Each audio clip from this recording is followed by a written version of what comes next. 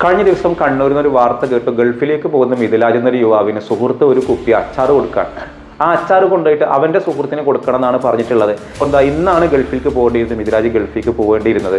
അപ്പോൾ ഏതായാലും ഈ സാധനങ്ങളൊക്കെ കൊണ്ടുവന്ന് നോക്കിയിട്ട് ഈ ഇവന്റെ അമ്മോശമാപ്പ ഭാര്യയുടെ ഉപ്പ ഈ അച്ചാറിന്റെ കുപ്പിയുടെ ഇതിങ്ങനെ ആ ഒരു സ്റ്റിക്കർ ഇങ്ങനെ പൊട്ടിക്കിടക്കണ കണ്ടപ്പോൾ ജസ്റ്റ് ഒന്ന് തുറന്നു നോക്കി കഴിഞ്ഞപ്പോൾ ആ കുപ്പിനുള്ളിൽ കാണുന്നത് MDMA എന്ന് പറയുന്ന മയക്കുമരുന്നാണ്. അതേപോലെ കഞ്ചാവ് ഓയിലും.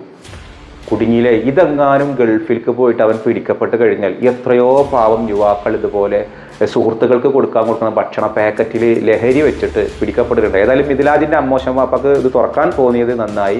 വേഗത്തിൽ വിളിച്ച് പോലീസിനെ അറിയിച്ചു. ഇപ്പോൾ 3 പേര് അറസ്റ്റിലായിട്ടുണ്ട്.